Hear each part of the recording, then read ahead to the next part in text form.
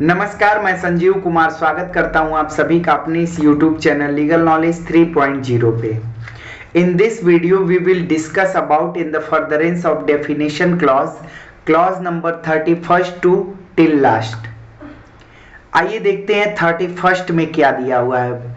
ये बात करता है वैल्यूएबल सिक्योरिटी के बारे में। Valuable security means a document, यानी वैल्यूएबल सिक्योरिटी एक डॉक्यूमेंट होता है। कैसा document?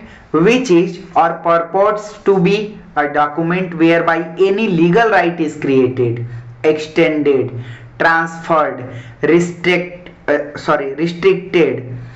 extinguished or released, or whereby any person acknowledges that he lies under legal liability or has not a certain legal right। तो ये होता है वैल्यूएबल सिक्योरिटी।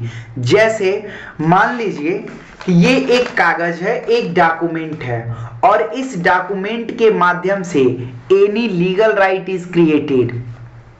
इस डॉक्यूमेंट्स पे मैं कुछ ऐसा लिख दूं जिससे कोई लीगल राइट क्रिएट हो जाए, तो इसे क्या समझा जाएगा? Valuable security. या फिर पहले से ही कोई लीगल राइट बना हुआ था, लेकिन इस डॉक्यूमेंट पे कुछ ऐसा लिख करके मैं उस लीगल राइट को एक्सटेंड कर दूं, मतलब उसकी समय अवधि को बढ़ा दूं, तो भी इसे एक वैल्यूएबल सिक्योरिटी समझा जाएगा। यदि इसका कोई लीगल राइट था और इस लीगल राइट को मैंने किसी और को ट्रांसफर कर दिया, तो भी ये एक वैल्यूएबल सिक्योरिटी समझी जाएगी। कोई लीगल राइट था और इस पे कुछ इस प्रकार से मेंशन करके मैंने उस पे रिस्ट्रिक्शन लगा दिया, तो फिर ये एक वैल्यूएबल सिक्योरिटी हो जाएगी। एग्जिस्टिंग्विश्ड मीन्स होता है समाप्त करना। कोई लीगल राइट था और इस पे कुछ इस प्रकार से लिख करके मेंशन करके मैंने उस लीगल राइट को समाप्त कर दिया, तो भी ये एक वैल्यूएबल सिक्योरिटी समझी जाएगी। और रिलीज्ड, या फिर कोई भी जो है लीगल राइट को मैंने जारी कर दिया, तो भी क्या हो जाएगा?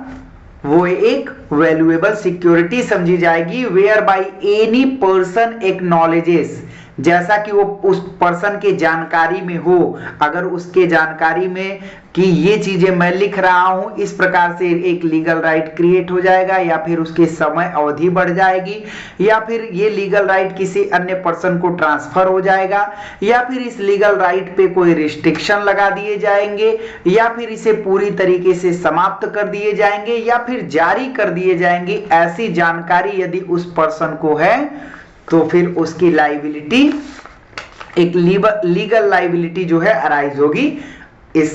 यही जो है वैल्यूएबल सिक्योरिटी कहा जाएगा इस डॉक्यूमेंट को। आइए देखते हैं इलस्ट्रेशन का क्या कहता है। ए राइट्स हिज नेम। ए नाम का एक पर्सन है, वो अपना नाम लिखता है। कहां? On the back of a bill of exchange. कोई बिल ऑफ एक्सचेंज है। बिल ऑफ एक्सचेंज वो होता है कि इस पे मैं अपना नाम लिख करके ये मेरी प्रॉपर्टी हो। जैसे मान लीजिए एक चेक है और इस पे मैंने आपके नाम से चेक को काट दिया, तो फिर अब इस चेक को आप जो है भजा सकते हैं और इस पे आपका एक लीगल राइट हो गया, लीगल राइट स्थापित हो गया, तो हम इसे एक वैल्यूएबल सिक्योरिटी के रूप में समझेंगे।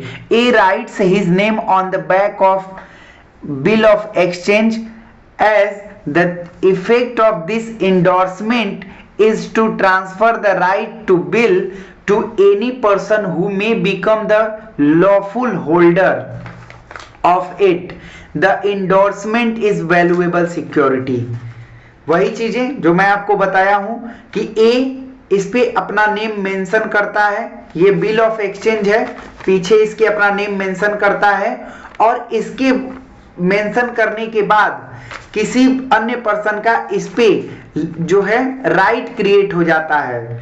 राइट जो है उसकी तरफ ट्रांसफर हो जाता है, और जो अन्य पर्सन है उसका नाम, उसको जिसको दिया जा रहा है ये कागज, जिसका लीगल राइट क्रिएट हो रहा है, तो ये कहा जाएगा कि ये जो जिस कागज के माध्यम से, जिस डॉक्यूमेंट के माध्यम से कोई लीगल राइट ये ट्रांसफर हो रहा है, तो ये कागज, ये डॉक्यूमेंट ही वैल्यूएबल सिक्योरिटी हो जाएगी, वैल्यूएबल सिक्योरिटी समझी जाएगी।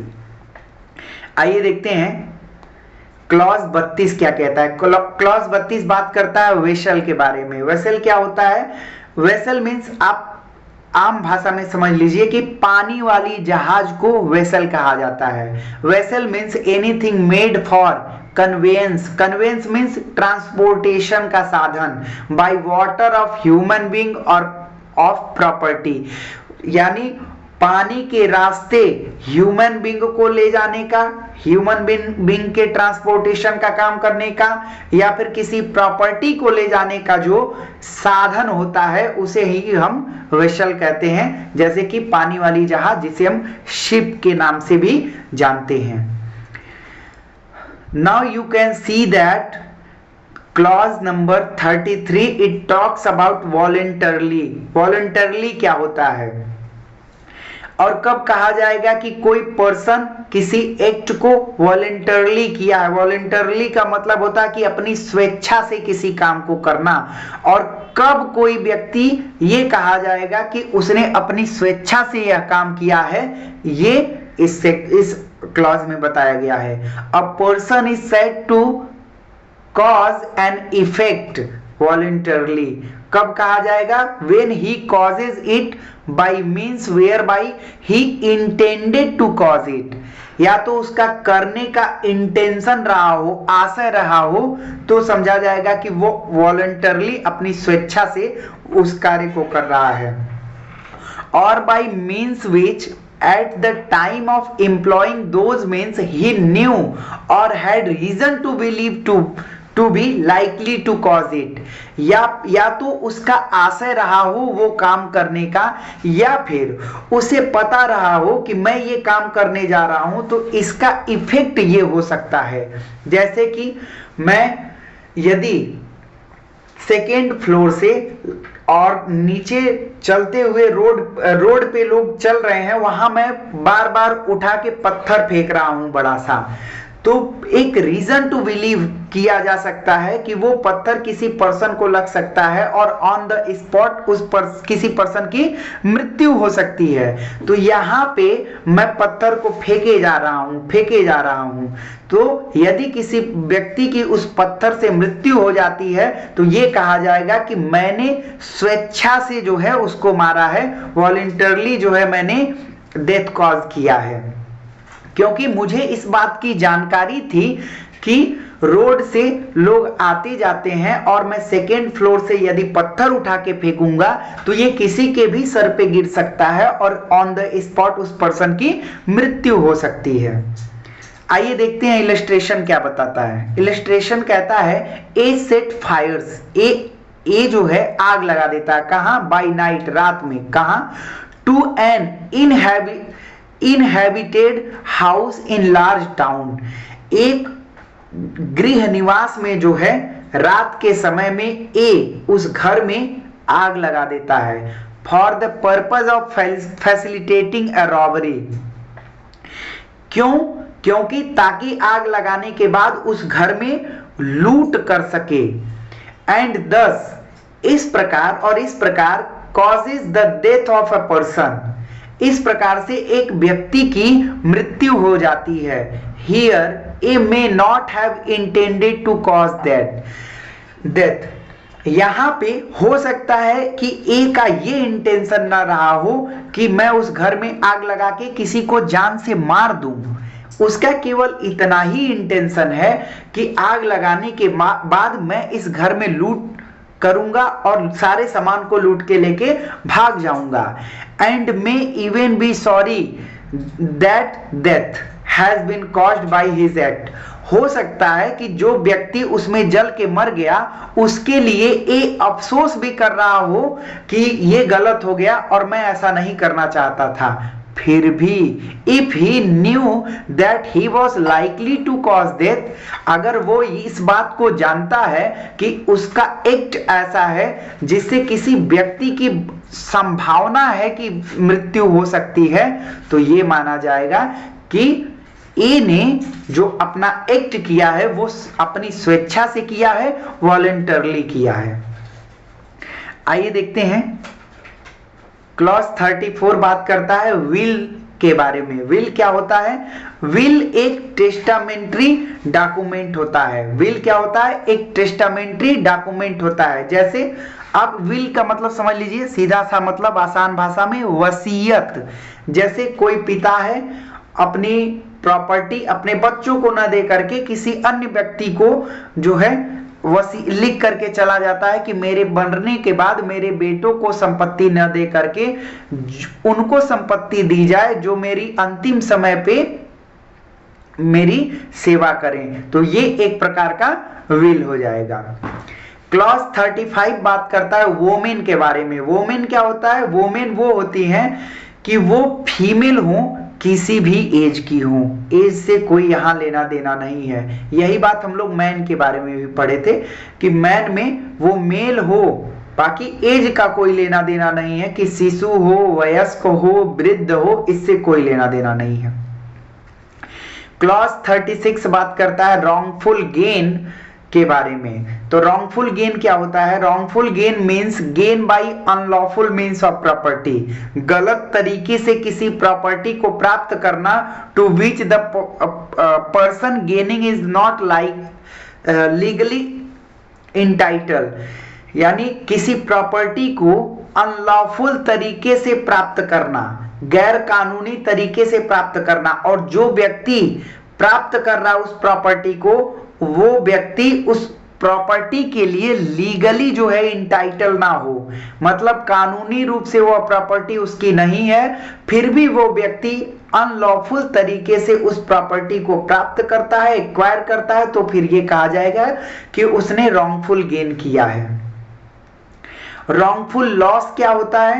रॉन्गफुल लॉस बताया गया है क्लॉज 37 में। Wrongful loss means the loss by unlawful means of property, इसको भी अनलॉफुल तरीके से उस प्रॉपर्टी को जो है लॉस किया जा रहा, उसमें देखिए गेन किया जा रहा था, इसमें अनलॉफुल तरीके से प्रॉपर्टी को जो है लॉस किया जा रहा है। जैसे ए बी के हाथ से उसका मोबाइल छीन करके फेंक दे रहा है, तो अनलॉफुल तरीके से बी के मोबाइल को फेंकना मतलब बी के प्रॉपर्टी को लॉस करना, और जो व्यक्ति जो उस प्रॉपर्टी को लूज कर रहा, मतलब जिसकी प्रॉपर्टी लूज हो रही है उसकी प्रॉपर्टी, वो व्यक्ति जो है, जैसे बी का मोबाइल था, ए ने छीन के फेंक दिया, तो बी का ही मोबाइल था, बी उस मोबाइल के लिए लीगली इंटाइटल था, फिर भी जो है उसके हाथ से मोबाइल छीन करके फेंक दिया, तो यहां कहा जाएगा कि रॉन्गफुल लॉस किया है। देखिए क्लॉज 38 बात करता है wrongfully gaining wrongfully and losing wrongfully के बारे में। A person is said to gain wrongfully when such person retain wrongfully. कोई भी व्यक्ति रॉन्गफुली गेन किया है, यह बात तब जो है कही जाएगी जब वो प्रॉपर्टी को रॉन्गफुली रिटेन करके रखे, गलत तरीके से अपने पास रोक करके रखे, as well as when such person acquires wrongfully, उसे गलत तरीके से प्राप्त किया हो, प्राप्त करने के बाद अपने पास गलत तरीके से रोक करके रखे, उसे न दे वापस, तो ये कहा जाएगा कि उसने रॉन्गफुली गेन किया है और रॉन्गफुली एक्वायर किया है। और अगर बात करें लूजिंग रॉन्गफुली का, तो a person is said to lose wrongfully when such person is wrongfully kept out of any property. अगर किसी पर्सन के द्वारा जो है किसी पर्सन से गलत तरीके से उसकी प्रॉपर्टी ले ली जा रही है और उसे उस प्रॉपर्टी से वंचित कर दिया जा रहा है, तो ये कहा जाएगा कि इसने लूजिंग रॉन्गफुली, यहां पे समझा जाएगा इस पर्सन को कि इस पर्सन के साथ जो है गलत तरीके से इसकी प्रॉपर्टी से डिप्राइव्ड यानी वंचित किया गया है। यहाँ आपका डेफिनेशन क्लॉज समाप्त होता है जो 39 है। ये बहुत इंपॉर्टेंट नहीं है आपके लिए, चाहे तो आप इसको भी पढ़ सकते हैं। Words and expression used but not defined in this Samhita. Word और एक्सप्रेशन जो है इस वर्ड को यूज किया गया है लेकिन इस संहिता के अंतर्गत डिफाइन नहीं किया गया है, बट लेकिन defined in information technology act 2000 and the भारतीय नागरिक सुरक्षा संहिता 2023 shall have the meanings respectively assigned to them in that act and संहिता। मतलब जो वर्ड्स और एक्सप्रेशंस यूज्ड किए गए हैं लेकिन इस संहिता के अंदर डिफाइन नहीं किए गए हैं, लेकिन यदि उनको इंफॉर्मेशन टेक्नोलॉजी 2000 में डिफाइन किया गया है और भारतीय नागरिक सुरक्षा संहिता 2023 में डिफाइन किया गया है तो उसका जो मीनिंग है वही मीनिंग इस संहिता में, इस एक्ट में भी, इस संहिता में भी समझा जाएगा। यहां हम लोग का डेफिनेशन क्लॉज समाप्त होता है। कल से हम लोग अगले सेक्शन को देखेंगे। बाकी अभी तक आपने मेरे चैनल को सब्सक्राइब नहीं किया है तो चैनल को सब्सक्राइब कर लीजिए, बेल आइकन को भी दबाइए ताकि हमारे द्वारा बनाए गए वीडियो आपको सबसे पहले प्राप्त हो सके। Thanks for watching my video.